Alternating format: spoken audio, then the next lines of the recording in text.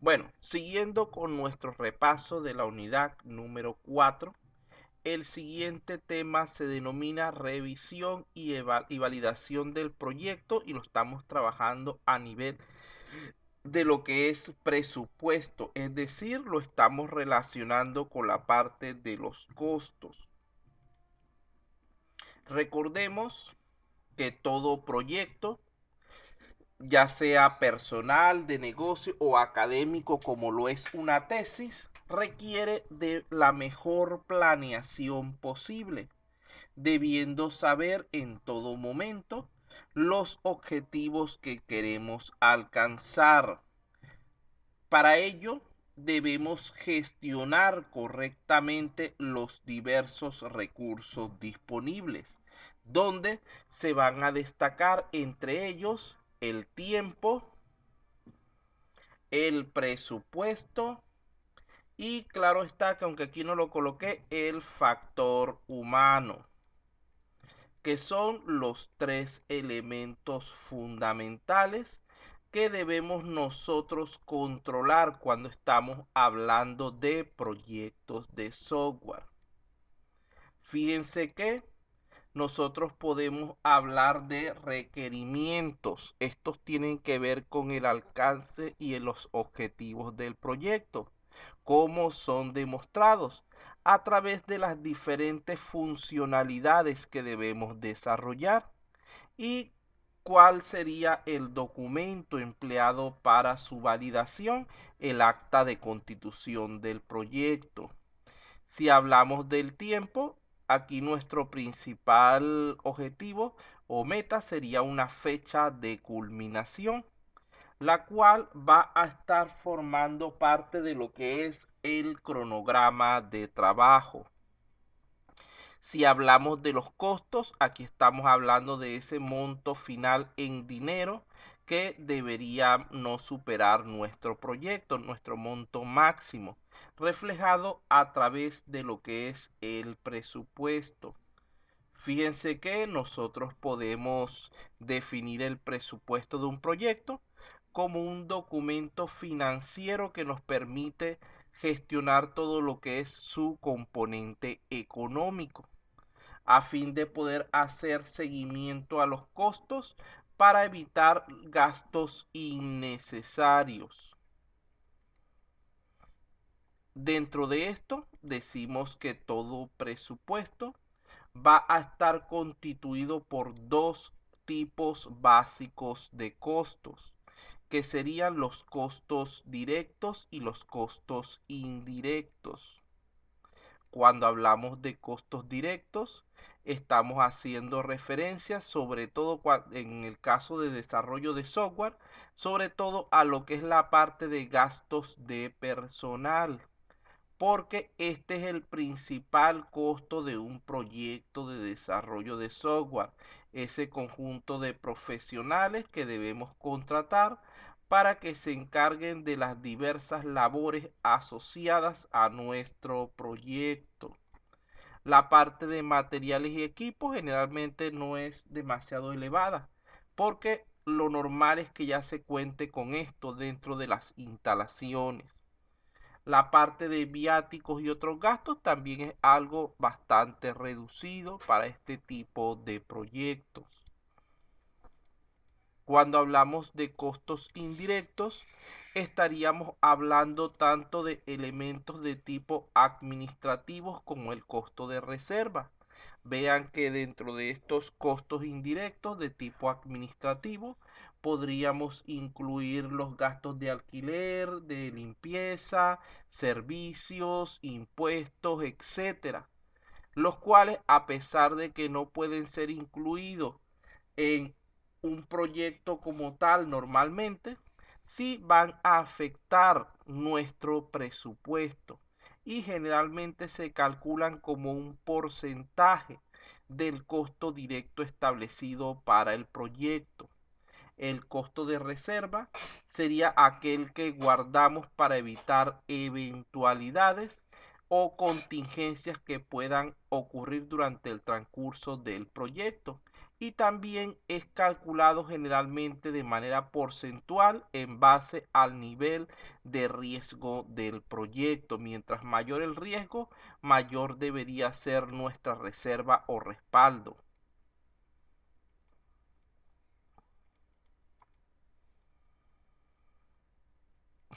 Aquí se nos dice que debemos ser conscientes de que crear el presupuesto del proyecto no es algo sencillo, porque recordemos que así como cada proyecto dijimos que era único, era diferente de acuerdo a las características, las particularidades de cada caso, el proyecto asociado con él también va a ser único, debiendo tener en cuenta también toda esta serie de detalles, sobre todo lo que es un monto adecuado de respaldo para caso de alguna cuestión inesperada. Aquí tenemos ciertos documentos que pueden ser útiles para la construcción del presupuesto. Estaría el alcance, que nos indica cuáles son los objetivos que debemos cumplir. La gestión del proyecto, que nos dice cómo vamos a hacerlo.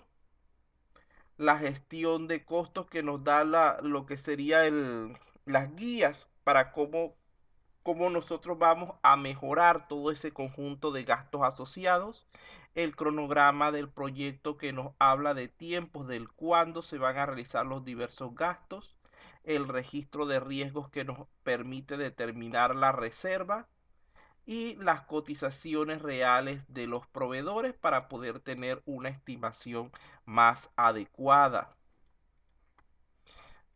Esto sería un ejemplo de una lista que podemos utilizar para lo que sería la gestión de nuestros recursos, donde, como ya lo hemos dicho en repetidas ocasiones, recuerden que este tipo de formatos son flexibles y adaptables. Esto significa que podemos modificarlos para adecuarlos a cada proyecto específico, añadiendo o eliminando las columnas que consideremos necesarias para ello, donde debemos estar pendientes que una de los principales o que el principal recurso dentro de nuestro proyecto es el de tipo humano, y él posee varias formas de medida o pago. Vean que nosotros podemos establecer pagos por día, por hora, por semana, por mes o por obra, por quincena para nuestros trabajadores.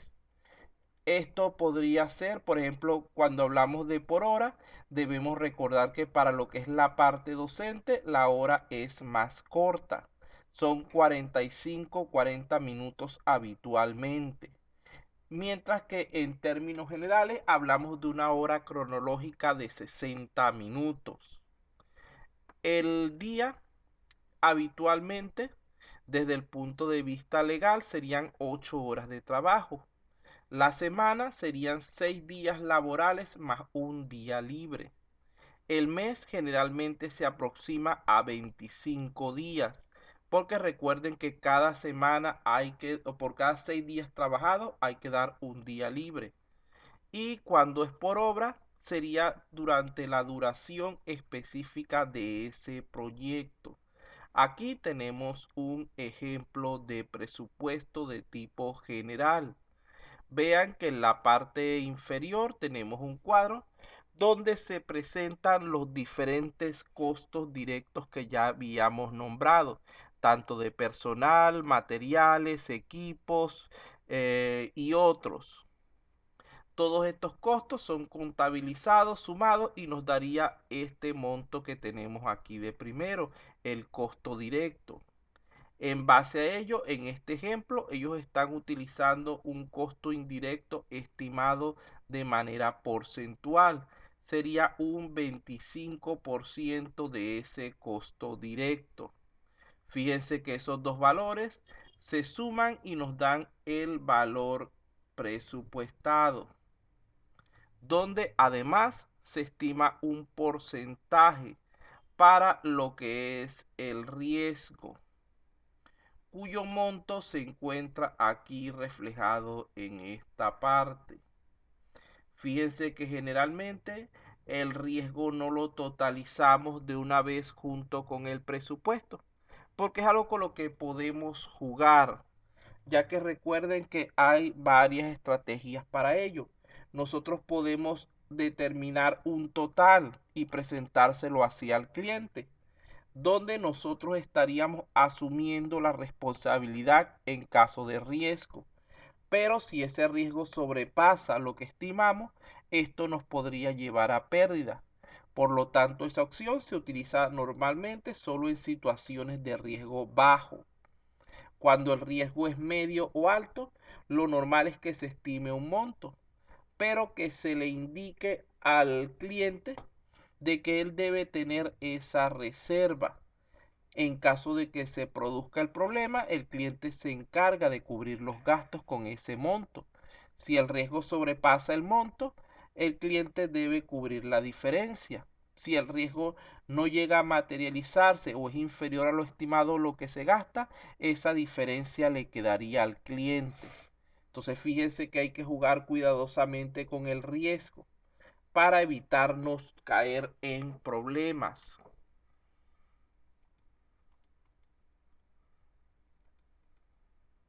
Aquí tenemos un ejemplo sencillo de lo que sería un costo para un desarrollo de software en dólares. Fíjense que aquí estamos hablando de lo que es la parte dentro del costo directo solamente del recurso humano. Vamos a omitir lo que es la parte de materiales y equipos, suponiendo que ya se tienen en la empresa, y la parte de viáticos y otros gastos, suponiendo que son demasiado bajos. Pero vamos para simplificar el ejemplo, trabajarlo de esta manera. Nuestro presupuesto es para una jornada de un mes, es decir, de 25 días hábiles. Como el líder del proyecto, él, él cobra 120 por día y son 25 días hábiles. Quiere decir que en ese mes ese líder del proyecto va a cobrar 3.000.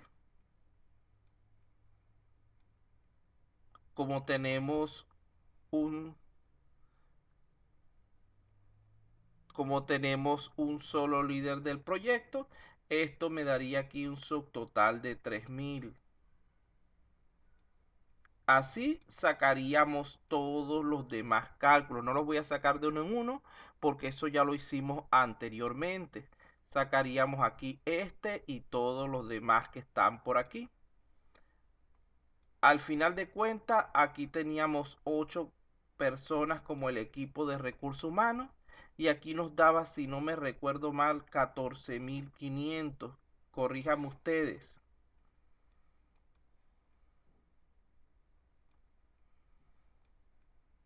Luego de aquí, calculábamos nuestro costo administrativo, nos daba un monto. Calculábamos nuestra reserva de riesgo del 13%, nos daba otro monto. Y totalizábamos todo para tener un total de 20.000.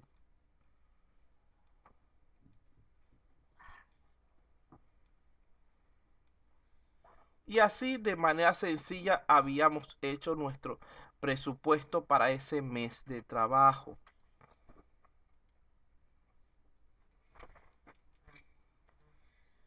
Fíjense que cuando estamos hablando de la estimación de costos, hay ciertos elementos fundamentales a los cuales debemos prestar gran atención. A mi criterio, el más importante de ellos sería la métrica o unidad de medida, porque ella es la que nos va a permitir determinar el tamaño del software y el costo de él mismo.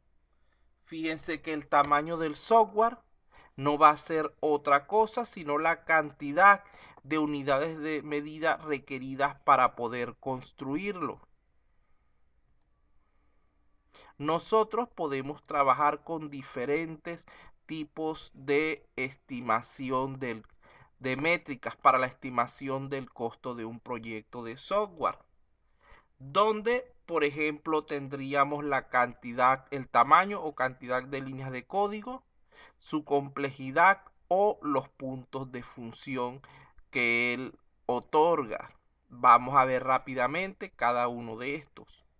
Cuando hablamos de la parte de el tamaño, ahí estamos hablando de cuántas líneas de código fuente se entregan durante el desarrollo.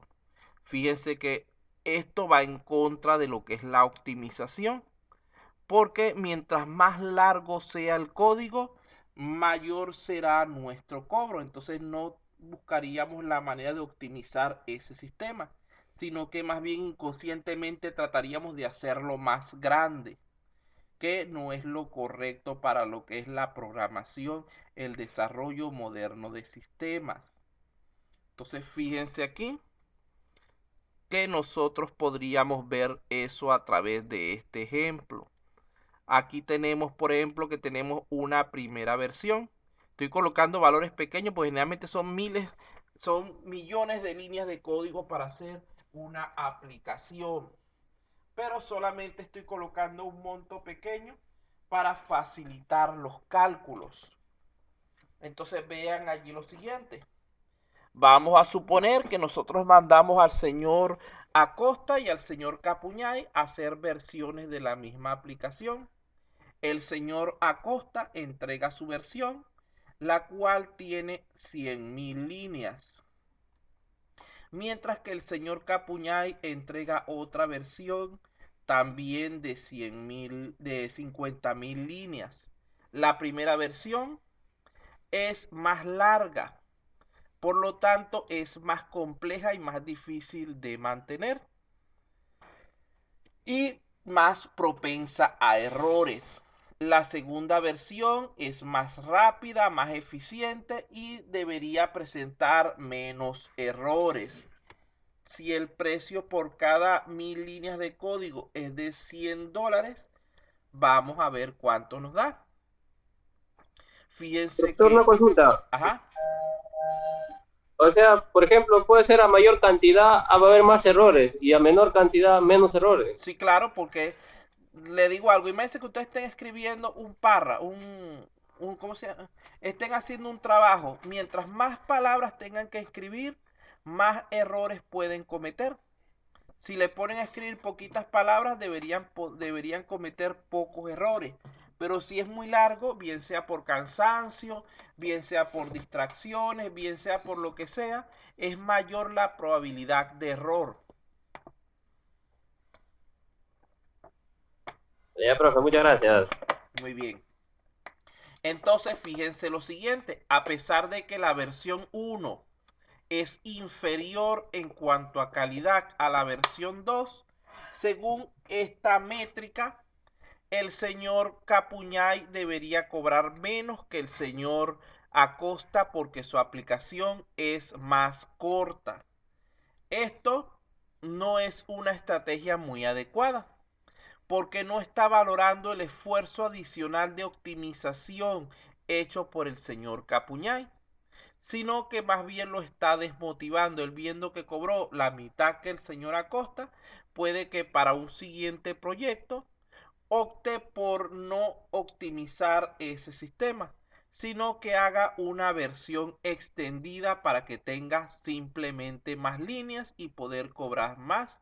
Estaríamos allí creando vicios dentro de lo que es esa programación. La segunda métrica que podríamos hablar sería la complejidad ciclomática. Ella se basa en la cantidad de posibles rutas que posee la aplicación. Fíjense que normalmente se hablaba de que cuando la aplicación tenía menos de 10 rutas, era simple, era de poco riesgo. Cuando tenía de 11 a 20 era medianamente complejo de riesgo moderado. Cuando tenía entre 21 y 50 de riesgo alto.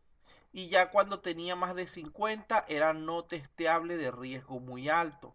Esto generalmente ya no es válido para una aplicación completa. porque normalmente son demasiado extensas, por lo que se utiliza mayormente a nivel de módulos o funciones.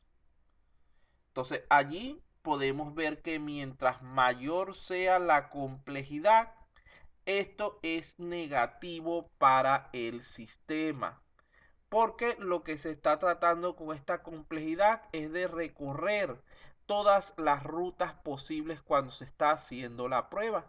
Y mientras más caminos posibles, hay más posibilidad también de error. Vamos a ver el mismo ejemplo. La aplicación del señor Acosta, en este caso, tiene una complejidad de 80 rutas, mientras que el señor Capuñay hizo su versión, la cual tiene solamente 50 rutas porque él hizo funciones, hizo reutilización de código, etcétera, y le quedó mejor diseñada la aplicación. Fíjense que en este caso, si nosotros colocamos un precio por cada ruta o por cada nivel de complejidad y hacemos el cálculo correspondiente, nuevamente la segunda versión sale perjudicada, porque a pesar de que hizo un mayor esfuerzo, un mejor trabajo de diseño y programación, va a terminar cobrando menos.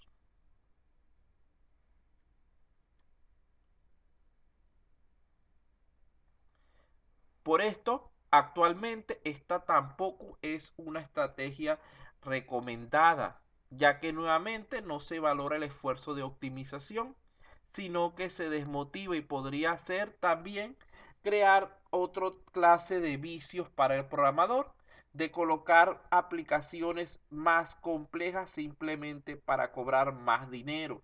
Y esto no es la intención tampoco. Finalmente, tendríamos lo que son los puntos de función. Vean que en este caso lo que se busca es contabilizar la cantidad de soluciones aportadas por el software. Esto quiere decir que mientras mayor cantidad de funcionalidades le brinde la aplicación al usuario, mayor va a ser su valor. Vamos a ver esto nuevamente en la mismo tono de ideas. Ahora imaginemos que la aplicación que teníamos del señor Acosta tiene 30 puntos de función, es decir, brinda 30 funciones o soluciones al usuario, mientras que la aplicación del señor Capuñay, por estar optimizada, fue capaz de brindar 50 soluciones.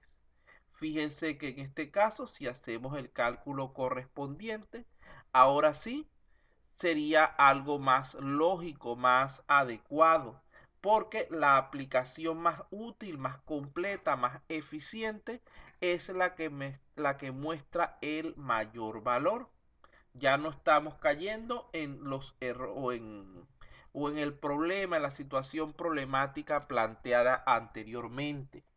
Esta es una estrategia entonces más adecuada, ya que va a valorar ese esfuerzo de optimización, brindando tanto al cliente como al desarrollador un precio más justo y equilibrado. De aquí nosotros hablamos un poco de lo que es el modelo Cosmic, que es para determinar el tamaño funcional de una aplicación.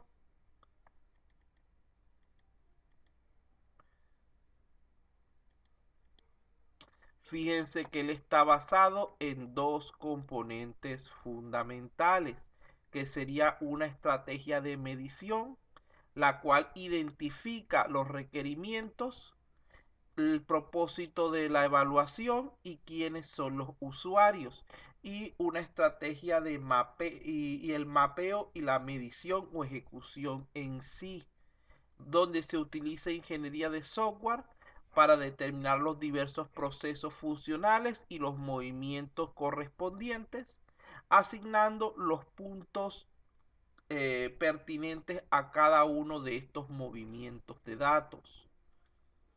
Aquí tenemos un esquema acerca de esto, donde se ven las diferentes fases.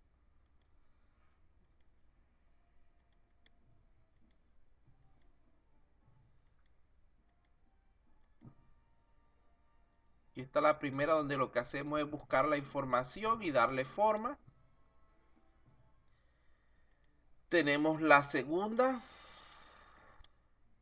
donde trabajamos en base a una serie de principios establecidos.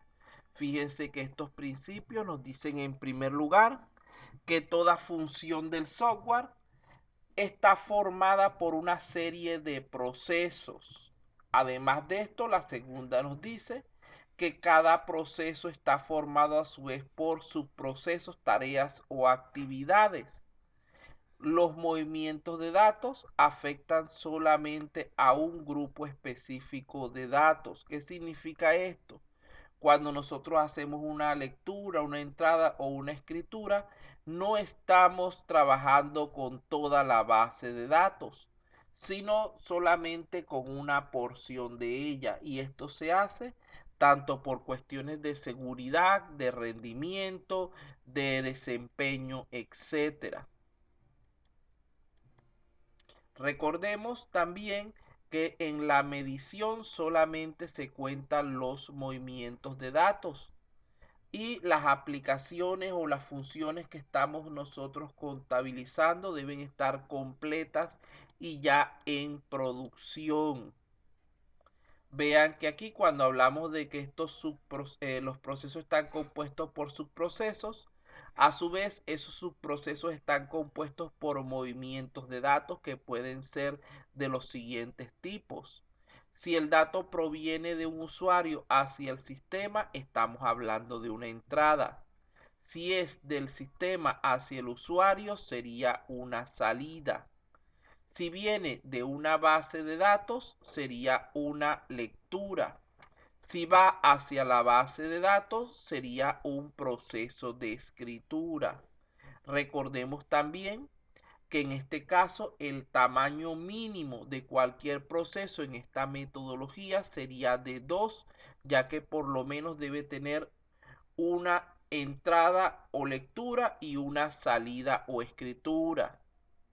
Y cuando estamos hablando de una modificación, allí el tamaño mínimo puede ser 1, aunque en ambos casos no existe un tamaño máximo, por lo cual decimos que este modelo es válido tanto para elementos o componentes muy pequeños como para otros extremadamente grandes. Aquí hicimos nosotros luego un ejemplo simplificado en cuanto a lo que es el análisis del costo del software. Fíjense que para ello, como no tenemos datos reales a la mano, estamos utilizando datos, digamos que basados en supuestos para los datos base.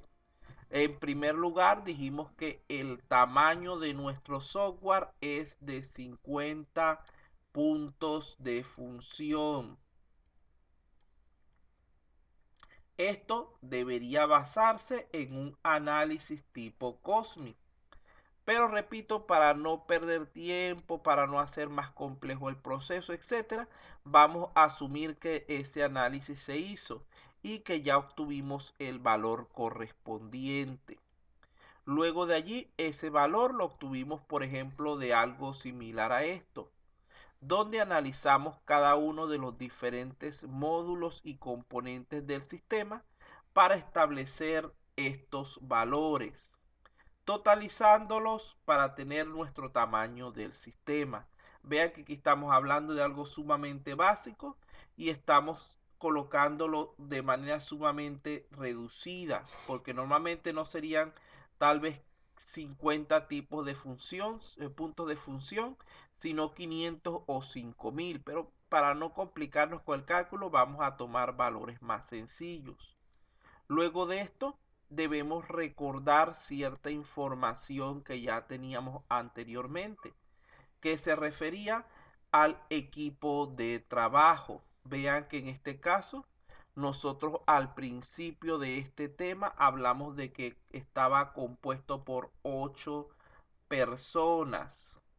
Y cuando hicimos todo nuestro cálculo del costo mensual con esos 8 trabajadores, obtuvimos que era de 20.000 al mes. Esto sería mi costo mensual del equipo de esas 8 personas que forman el equipo de desarrollo. Repito, nuevamente esto es una suposición porque no tenemos los datos adecuados a la mano. Tendríamos que hacer un análisis del personal que cuenta la empresa, los que se van a dedicar al proyecto, etcétera, para hacer una estimación más precisa. Pero de momento con esta que estamos haciendo es suficiente. Ella proviene de esta tabla que, como recordarán, la habíamos visto al principio. Luego de allí, el otro dato base que necesitamos es la cantidad de puntos de función que puede desarrollar ese equipo dentro de una unidad de tiempo. En nuestro caso, nuestra unidad de tiempo es un mes, ya que no tenemos los datos históricos correspondientes que nos hablen de qué tanto han producido esas personas en los últimos 12 meses. Igualmente vamos a asumir un valor y simplemente por cuestiones de simplificar, en este caso dijimos que era 20 puntos de función al mes. Ya con estos valores a la mano podemos proceder a hacer los diferentes cálculos correspondientes. Aquí está en primer lugar, como ya habíamos visto hace rato también, lo primero que necesitamos definir es cuánto nos cuesta cada unidad de medida, es decir, cuánto nos cuesta cada punto de función, ya que estamos utilizando esa métrica.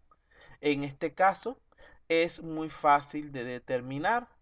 Lo que hacemos es calcular cuánto nos cuesta el mes de trabajo de nuestro personal y cuántos puntos de función son capaces ellos de producir en el mes. Vamos a ver si se recuerdan un poquito de eso. ¿Cuánto nos costaba mensualmente el equipo de trabajo? ¿Alguien que esté despierto por allí?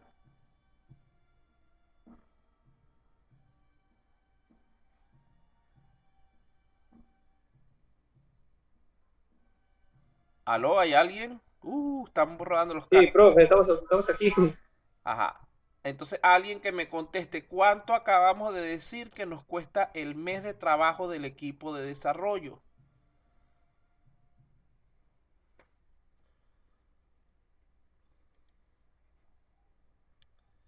Ya se les olvidó. Aquí habíamos establecido que nuestro mes de trabajo nos costaba 20.000. Y la siguiente era que al mes ellos producían 20 puntos de función. Por lo tanto, aquí tendríamos nuestro cálculo. Si yo gasto 20.000 de dólares al mes para mantener mi equipo de desarrollo y ellos al mes producen 20 puntos de función, quiere decir que cada uno de esos puntos de función me está costando 1.000.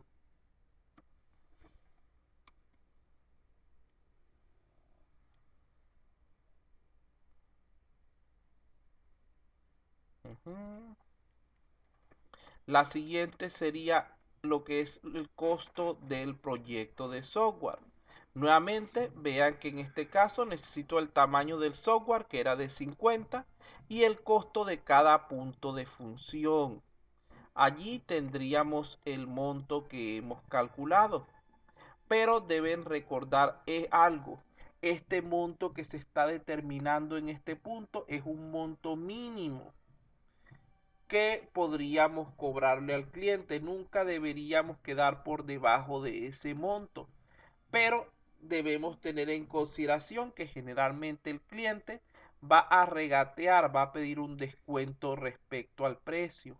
Por eso, normalmente se puede añadir un porcentaje de negociación del 5, del 10, del 20%, lo que se estima adecuado, para poder permitir que ese cliente pueda jugar con nosotros en cuanto al precio y mejorar con ello su nivel de aceptación. Porque un cliente al que el proveedor le diga no, no te voy a rebajar nada, no te puedo rebajar nada, no te voy a rebajar nada, va a ser un cliente que va a crear cierta negatividad hacia ese proveedor. Pero en cambio, si él ve que él puede recibir del proveedor cierto descuento mediante su capacidad de negociación, se va a sentir más motivado al respecto. Y esto va a beneficiar todo lo que es el proceso de comunicación, ayudándonos entonces a obtener al final mejores resultados. Tenemos también que podríamos, en base a estos datos, calcular lo que es la duración estimada del proyecto de software. Aquí simplemente es dividir el tamaño del software entre la cantidad de unidades de trabajo que se pueden producir en el mes y lo aproximamos hacia arriba. Recordemos que nunca debemos aproximar hacia abajo, así nos dé 2,2, porque esto nos haría caer en problemas que no nos alcance el tiempo para finalizar el proyecto adecuadamente. Siempre hay la posibilidad de que se presenten problemas, de que surjan imprevistos. Por lo tanto, debemos procurar siempre aproximar hacia arriba. E inclusive en este caso, si nos da 3 meses, podemos pedir 3 meses y medio, 4 meses para cuando toque regatear un poco, tener la posibilidad también de complacer al cliente a ese respecto. Decirle, mira, nosotros vamos a tratar de terminar más rápido, pero el tiempo que necesitamos realmente son 4 meses. Y al final terminamos en 3, el cliente va a tener una buena impresión acerca de nosotros. Esto claro está. Recuerden que hay clientes que son un poco apurados en cuanto a lo que es la cuestión del tiempo. Y si ellos necesitan algo para dentro de 3 meses y tú le dices 4, a lo mejor te van a salir con que no les sirve el proyecto. Allí en todo caso tú le puedes decir, mira, vamos a hacer algo, tarda 4, pero yo voy a hacer lo imposible y te lo voy a tener en 3 meses, que era tu tiempo estimado, que todavía era de 2,5. Entonces allí hay que ser bastante políticos al respecto para poder jugar bien con lo que es ese negocio, ese cliente que queremos nosotros ganar. Aquí tenemos, para terminar con este tema, un resumen de los valores obtenidos. Vean que el tamaño del software lo estamos midiendo en este caso a través de puntos de función y nos dio un valor de 50 supuesto por nosotros para el ejercicio. El tamaño del equipo de trabajo, de desarrollo, de 8 personas, donde estimamos un costo mensual de 20,000. La capacidad de trabajo de ese equipo, es decir, los puntos de función que pueden producir al mes, nos dio 20. La unidad de medida que estamos nosotros utilizando, repito, es el punto de función, al cual estimamos un costo, que sería el dividir nuestro costo mensual entre nuestra producción mensual. El costo del proyecto, tenemos dos valores que calculamos, un valor mínimo y un valor negociable, a fin de poder jugar con el cliente y obtener digamos que una mayor satisfacción de parte de este. De todas maneras, si nuestro costo nos daba 50, colocamos como valor negociable 55 y al final queda en 52, igualmente estamos obteniendo una ganancia adicional. La duración del proyecto, calculamos una duración estimada, pero siempre debemos añadirle algo de tiempo de holgura para presentar nuestra duración propuesta, siendo este uno de los recursos más sensibles a los que deberíamos nosotros presentar mayor atención durante lo que es el proyecto. ¿Alguna pregunta, alguna duda respecto a este tema? No, profe, ninguna. Ay, se está durmiendo ese muchacho.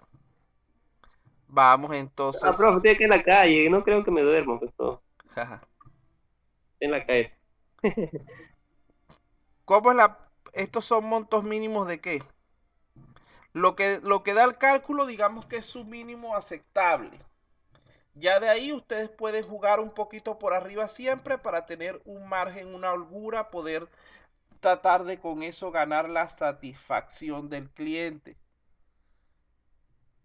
Recuerden que pónganse ustedes en el caso de ese cliente. Si ustedes van a comprar un producto, por ejemplo un carro, y van a la tienda y les piden $20,000, ustedes van a tratar de o bien de conseguir que les hagan una rebaja antes de comprarlo, o bien de conseguir que le den algún adicional, o bien de buscarlo en otra parte para evitar estas cuestiones de negarnos a completamente a darles una rebaja, un descuento.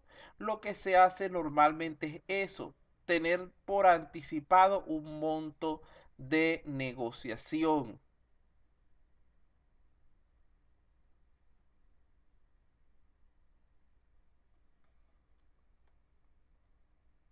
Bueno, 5 minutos de descanso y vamos a la última parte.